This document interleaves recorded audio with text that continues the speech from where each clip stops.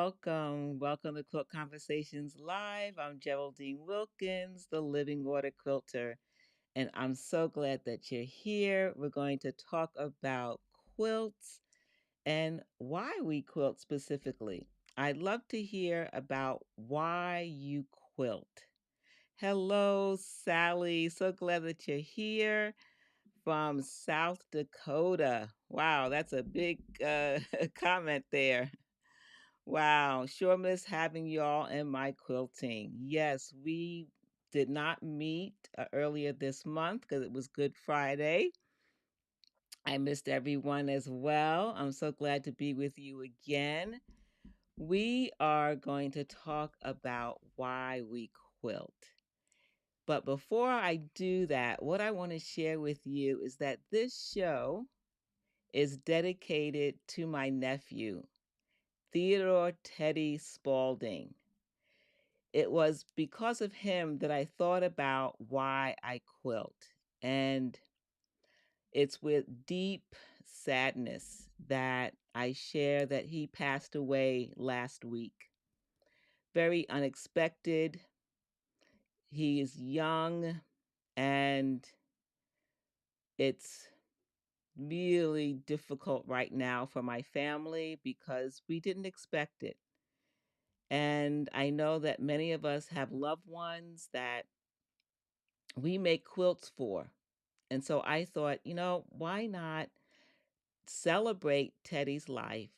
I want to share some photos of him and his family. There were two things that Teddy meant to me. I could see him always joking. He was a jokester. He loved to play around and joke. But the second thing that he loved to do, he loved his family, especially his daughter, Kendall. So this is for my dear sweet nephew.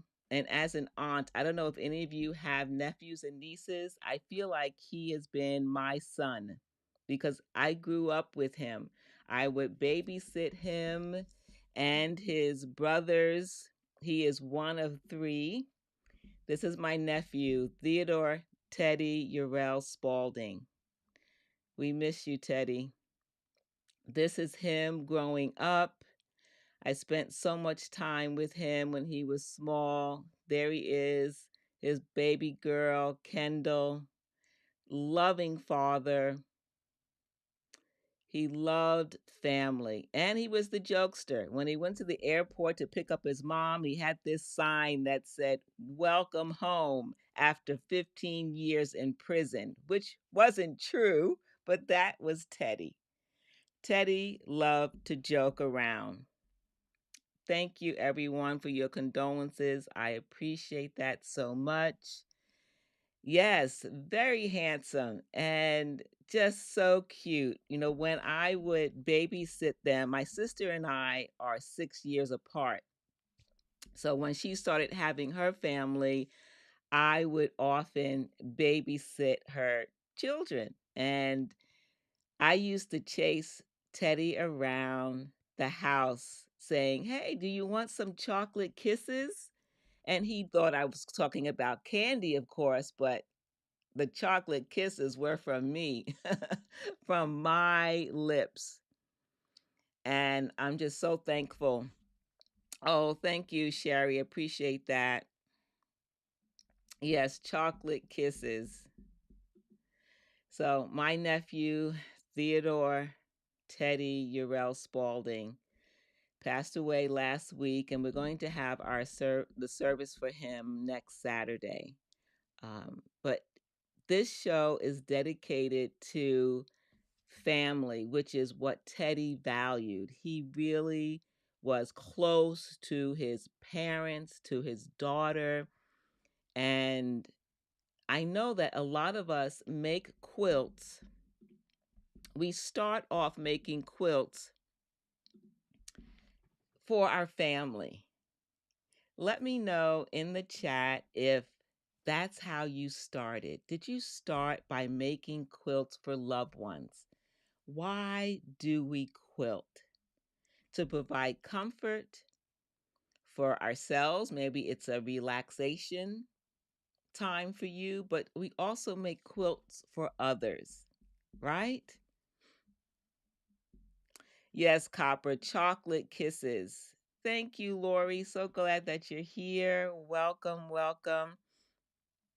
You're so right, Copper. His passing does leave a big hole. His daughter is only 15, and my heart breaks for her. It really does. I also lost my father at a young age, and so I know what that's like. I know what that's like. So we would appreciate your prayers, but Teddy wanted us to celebrate his life. And his request was that we would wear bright colors and white at his memorial service. So we're going to celebrate his life. And so this is about celebrating his life and how he really felt family was important. He loved his daughter Kendall so much. You saw that in the photos, right? So Copper says making quilt was my way of showing my love for family and friends. Yes. Sally says I've given away more quilts than I have kept because of my grandmother. Wow. Did your grandmother teach you to make quilts? And did she make quilts for others and you're following in her footsteps? Let's see. Okay, Sally. What else? Did I miss another comment? Okay. So, what I decided to do was go back in history, go back into my photo archive when I first started making quilts. And I pulled up a few quilts that I made when we are young and new at quilting. We're just starting. There's such an excitement of learning how to quilt. And when we're making the quilt and we're so excited and we know we're making it for our mom, our dad, a sibling, a loved one, there's excitement. Oh, thank you. Thank you so much for that, Lori. Bright colors and white. Yes, on his special day. Thank you for that. That's a great idea. Yes, Marcia, a quilt can create a beautiful memory. How many of you have considered making a t-shirt quilt to remember someone? I know one of the ladies that used to come here on a regular basis, she made a quilt of her sister's clothing as a way of a memorial for her sister. And I've been thinking about that in terms of a t-shirt quilt. I know some will take their father's shirts and make a quilt. And let's see. Um, what else? I made a quilt for my mom for her 85th birthday. And when she passed, I received that quilt back and I have slept with that quilt as long as I've been home every single day since. There has not been a day that I have not slept with the quilt I made for my mom since her passing. It's on my bed. Has been since 2019. It was a way of comforting me all as I slept. Oh, you remember your grandmother when she was quilting. Very interesting story, Sally. I love the stories behind quilts and quilt making. She had a huge frame. Wow. Amazing, amazing. So Lori says that in addition to making quilts for her family, she makes them for a traveling soccer team to raise money. That's fantastic. That's another way that we can touch the lives of others with quilts. Yes, I did. I'm going to share some of those, but I have a surprise for you. Remember, I said I looked back into my archive of my early days of quilting. So I'm going to share some of the quilts that I've made for my family. And as I think about that, I realized that in the early days of my quilting, I made more quilts for family. Once it became a business, no longer a hobby, I haven't made time to make quilts for more family members, and I want to change that. I've started some quilts for family members, but I haven't finished them because work has got in the way and I need to make time. Okay, so here we go. This is a quilt that I made for my sister Penny. Now we are five siblings. Penny received this quilt. This was one that I put together many years ago. I went back into my archive. It was 20, almost more than 10 years ago. This is a batik quilt, and she has it. You know, one of the things that sometimes happens when we make a quilt for a family member, they don't want to use the quilt. I'm using my mom's quilt when she received it. It's such a funny story. Yeah. Yeah, thank you. Yes, I did get a new machine. Exactly, I sure did. And then I made this quilt for my nephew, my brother's son. This was when he was about 8 years old, I guess. It's a Spider-Man quilt. I fussy cut all the Spider-Man and put him in the star, and I was really excited about this. This was in my early years of making a quilt. I did not know how to free motion quilt then. I was using a walking foot on my machine. Yes, that is Spider-Man. Spider-Man, exactly. Mm-hmm. So let us know in the chat what quilts that you've made for family and friends. Lori already talked about the soccer team, and Sally has made some for her family and has given away more than she has kept.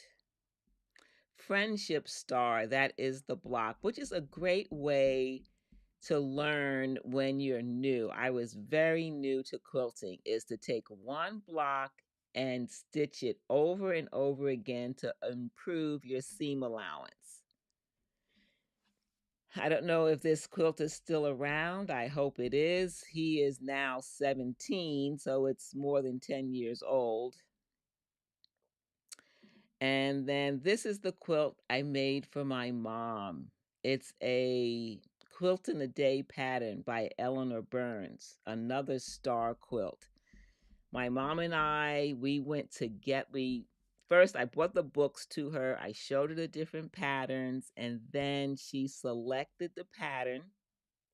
Then we went to the store together and we chose all the fabrics. With the book in hand, we went into the fabric store and we selected all the fabrics together, which was wonderful. Oh, thank you, Sally. So Copper says she made a crayon quilt, big crayons, with a variety of one color for each crayon for your cousin. Fantastic. Sally, you're right. It is a special memory.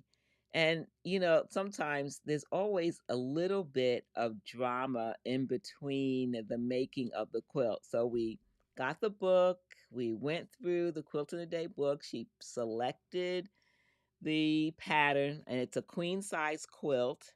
So you can see I've quilted a queen size quilt on this smaller machine, right? This home machine. And then it took me a while to finish. And so that's what she would tell her friends. My daughter has been working on her this quilt. It's been 4 years. I don't think I'm ever going to get the quilt. So, and it wasn't 4 years, but it felt like an eternity because she had picked the fabric. And if you're not a quilt maker, some think that the quilt can be made in a week or two. And we know that it takes a lot longer. Hello, Sherry. Wonderful. A kitty quilt for my cousin. She has 4 kitties. Ah, isn't that wonderful that we can personalize the quilt based on hobbies, based on things that our family members love? It makes it very personal. So that's so sweet. Yes. Yeah. And let's see what else. Another one. Now, Copper, you mentioned this. This was the last quilt that I made for my mom. I made her 3 quilts. My mom actually received my very first quilt. Very first quilt. I used whatever fabric I had, and it happened to be home decor because at the time I was sewing pillows and things for the home. And she loved that quilt. It was heavy and she liked the heaviness of it and the warmth of it. And then I made her the queen size quilt for her bed. Yes, it was nice. And then this was the last one. This is the fidget quilt. If you're new here and you're not familiar with the fidget quilt, I did do a live show. It's on the YouTube channel replay. You can watch the making of this fidget quilt and hear the story behind it and also learn a little bit more about my mom. So this fidget quilt was very special and I was glad to make it. And my sister Cookie, Teddy's mom, she was our mother's caretaker and she requested, she said, could you make mom a fidget quilt? And so at my sister's suggestion and urging, I made our mother a fidget quilt and then she took a video. So I have a small video on my phone that I look at occasionally with my mom putting her fingers over the beads that I put in the fidget quilt. She loved the texture of the beads, and so she would run her fingers across that. In case you didn't know, my mom suffered from dementia, and the fidget quilt was a way to help relax her. And so she enjoyed it. Yes. So every story has a every quilt rather has a story. Think about the stories behind your quilts. And the story can be about the receiver, it could be about the maker, or it can be about both. And those stories can be left behind for others to share, which is another thing that I love. I love that. Now, I have to be honest, I'm not very good at quilt labels. I need to do more labeling on my quilts. My mom's quilt has a label. It has everything on it. I did it on my printer and it's on the quilt. All right. Yes, it is so true, Copper. That is true. Now, you know the beautiful sister quilt that I made? That's my sister. This quilt was made with her photo. This is Teddy's mom. So this has another, of course, special meaning that this was a tribute to sisterhood, but also to my beautiful sister. I love her dearly. Love her dearly. Um, so how many of you make quilts for different organizations, charities, for hospitals, for sheriffs or police department chaplains? Many of them carry quilts inside their cars to give to families who are in the middle of an emergency. And that also provides comfort for people. That's one reason why I loved to join quilting groups. They always have a group or organization that they focus on to make quilts for. How many of you have made a quilt of valor for a veteran?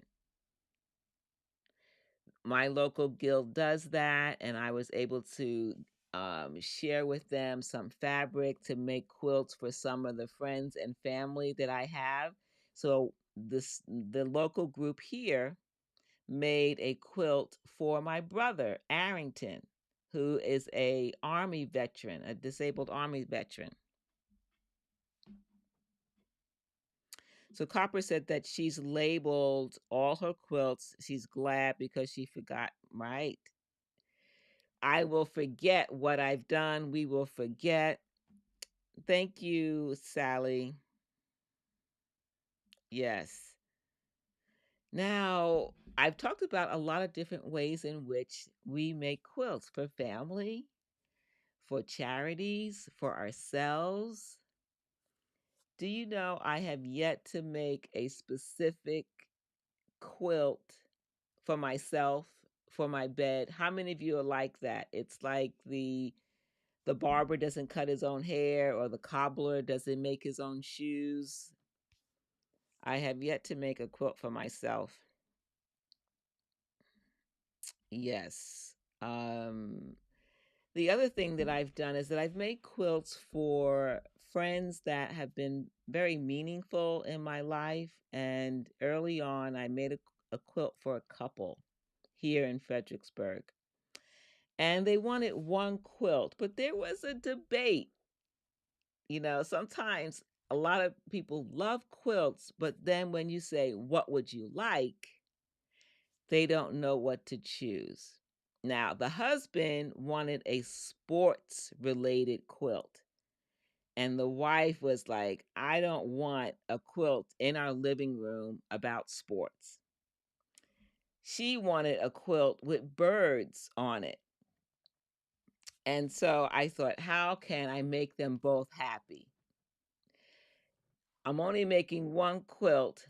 One wants birds, one wants the Pittsburgh Steelers. Okay, let me check the chat.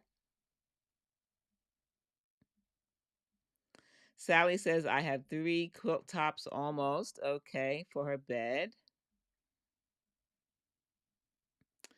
But you never get around to finishing. That is the challenge. I have some kits, Sally, ready to go. Even a quilt kit that's been gifted to me that I have yet to make. And it's specifically for me because I keep putting other quilts in the beginning of the queue. So I'm just like you. Lori says, me too. I'm still testing until I yes. So what would you do if you have good friends, a couple that says, we want a quilt with birds, and which is nature and beauty, and the husband says he wants the Pittsburgh Steelers. How do you make a quilt that satisfies both and you only get to make one quilt? Copper, you said it. There's not enough time. Not enough time. Even if you're retired, it takes so long. I'm thankful that we have machines that can help us speed up the process, but even then, it still takes time. So I'm going to share with you the quilt. In my early days, remember, I went back into my photo archive. And as I was looking, I thought, wow, this would be an interesting story because I know that in the early days, I was all about learning. And part of the learning was that I made a lot of quilts out of panels. When I was learning free motion quilting, I used panels to quickly make a quilt, but to also learn free motion quilting to practice. So here's the quilt that I ended up making for the couple. It was a panel and some matching fabric with birds. Now, this couple has a beautiful bay window in their kitchen with bird feeders. And so when they're sitting at their kitchen table having breakfast or dinner, they have birds right out front. And so beautiful birds. They have multiple feeders. They actually have a pulley system. I used to, here's another part of this story. This couple has a parrot named Bogey. They also have chickens, and they have these bird feeders for free birds, uh, cardinals and other types of birds that they feed. They just love birds. So Bogey is in the house, and the chickens are in the coop. When they would go on vacation, I would take care of Bogey, their parrot, and then I would take care of their chickens. Can you imagine me taking care of chickens? I did it. I did. Yes, they are bird people. But this just goes to show that no matter who they are and what their interest is, there is fabric so that we can make a quilt that is personal. And so I love that. Dina, you giving me permission to make myself a fabulous quilt. Thank you for that, Marcia. So remember, this couple wanted birds and the Pittsburgh Steelers. You were a chicken herder, Dina, when you were away. I tell you, I have to confess, I also had to collect the eggs, right? So he gave me some training. So the training was, exactly what time I had to feed the chickens and how I had to clean out the area and do the feed and collect the eggs. So he says, normally all you have to do is open the door in the morning and they will naturally leave the coop to go out to eat. But sometimes there's a hen who doesn't want to leave the eggs. He says, all you have to do is pick her up and put her down and then take the eggs. Oh, Sally, Sherry, you made your husband a Bigfoot quilt. Oh, awesome. I love that. That's fantastic. Ladies, I could not touch the chicken. Every time I went to put my hand in to pick up the chicken, it would start to make noise and squabble and cackle and I said, "Oh," I started to pray. I said, "Lord, help me. I got to get these eggs." And so I went to put my hand in again, and every time I went in, and then you know what kicked in? When this happens, you start to think about the chickens like they're a person. And so I thought, oh no, she doesn't want me to take her babies. Squawk, squawk. You get it. All right, Sally, you understand. Yes. Yes. So eventually I just left her alone and I said, you know what? She's going to leave because she's going to get hungry. I'll come back for the eggs. I came back about an hour later and she had left. Oh, roosters are another story. So here's the back of the quilt. I know you've been waiting to see it. Let's take a look. Here's the back of the quilt. Birds on one side and Steelers on the other side. Just a very simple quilt back. I didn't make it complicated, and they were very happy. Birds on one side and sports on the other. It doesn't have to be complicated. And when I made it that simple for the back, it made quilting it a lot easier. Yes, I made them both very happy. Yes. So, so that's a little bit of my early day history when I started making quilts to learn how to make quilts for family and for friends, to make quilts that were for comfort, quilts that were just for fun. And I did a few baby quilts as well. I am really behind on quilts that I want to make for family. And I think I need to rethink that, refocus. How many of you have unfinished quilts or are in the middle of a quilt? I know, Sherry, you've made several quilts for family recently. I think you made a couple of them for nephews. I don't remember exactly, or your sons. I know you and your son made a quilt together, and you're planning on making more quilts. Yeah.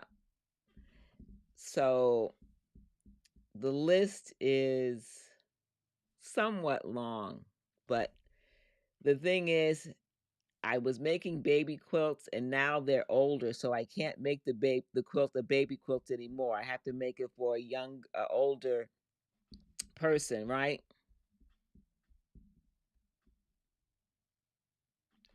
So that's when you get behind. And so I have some friends, some quilting friends that say they like to make quilts for nephews and nieces and granddaughters and grandsons when they graduate high school.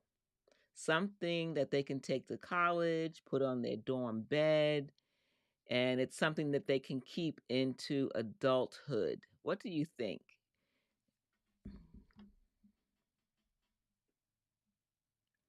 Oh, Sherry, another architecture quilt.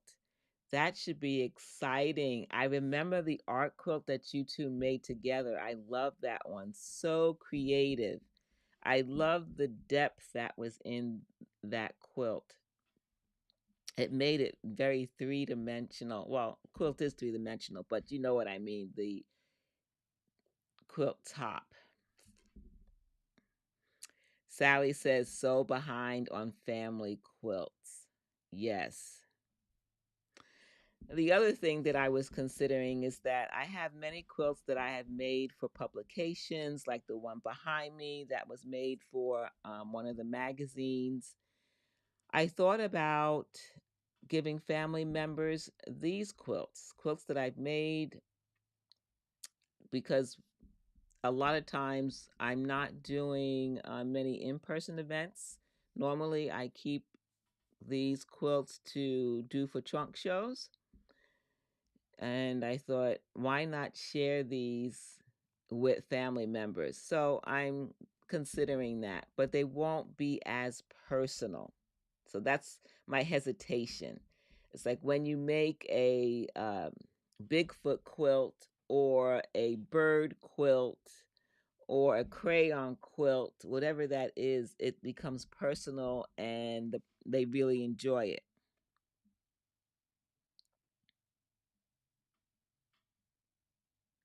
Sally is making one for her son who's graduating. You started, but you will finish. You started and you will finish. Yes, that is good. Well, ladies, I wasn't going to stay on too long. I just wanted to connect with you and share with you the thoughts that I've been thinking after hearing of the passing of my nephew about why I quilt.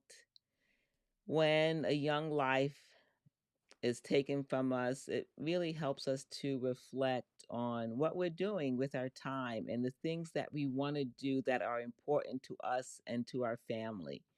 And so I thought about how many quilts that I've made for family and how many I want to make and why has that stopped.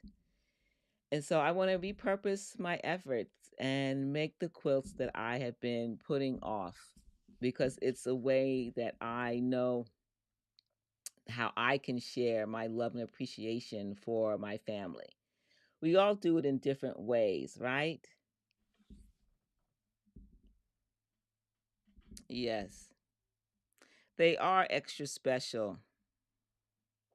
Thank you, Copper. I really appreciate that. I also want to share with you that just um last week, this all kind of happened around the same time.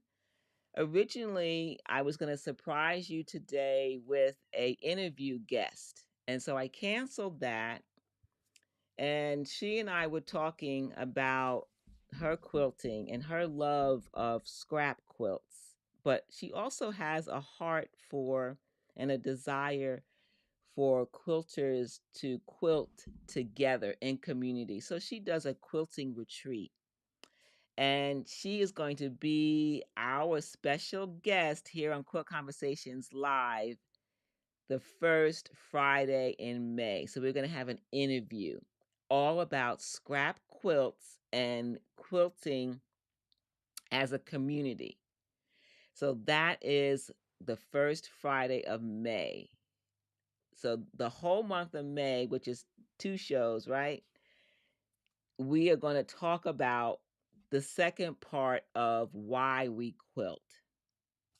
And so we're going to look at and interview a lady who loves scrap quilts. And so you're going to be surprised. You're going to you're going to get a chance to see her studio. You're going to tour her studio during the interview.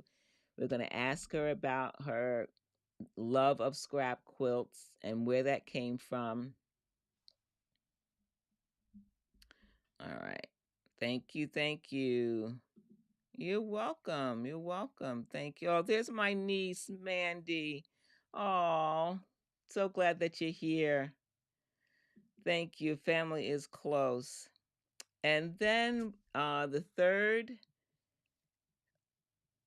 Friday of May, we're going to have a lady who is a grand, I think it's her mom. I got to, well, anyway, I'm not going to share all the details, but she has written a book for children, for young girls about quilting.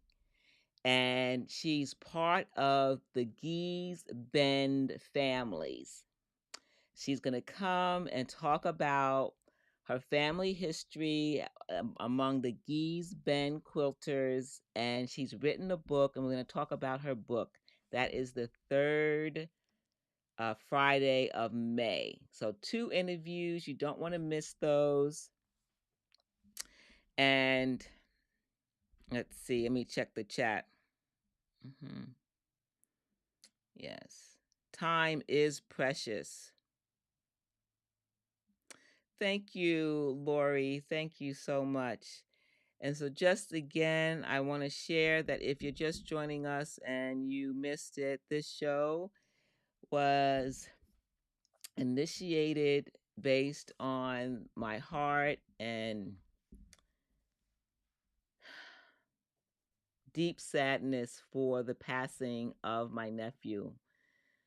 And in thinking about his life and how he wanted to celebrate life, and he loved his family, especially his daughter, but also his parents. Theodore, Teddy, Urel Spalding, we love you and miss you. Thank you for being a part of our lives. Thank you for reminding me how important family is, and that the way that we can show love to one another is to do the things that are important, to spend time with one another, to be there for one another. We love you, Teddy, and we miss you.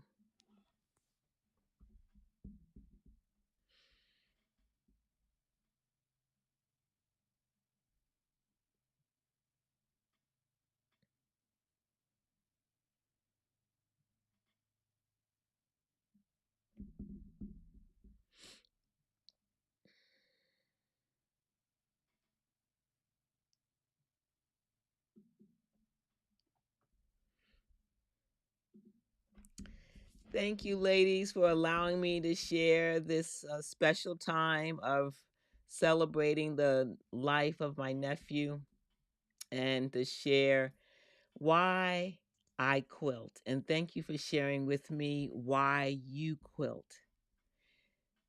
Make those quilts for the family members.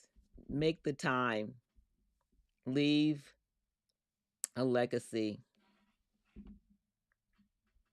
You're welcome. You're welcome. Yeah, Teddy was a jokester. Yes, the prison sign. Oh, thank you. I appreciate that. You're welcome. Thank you, ladies. And thank you for your prayers for our family. I will see you in a few weeks. Enjoy your weekend. And thank you, ladies. I'll see you for another Quilt Conversations live. Have a wonderful week and see you soon.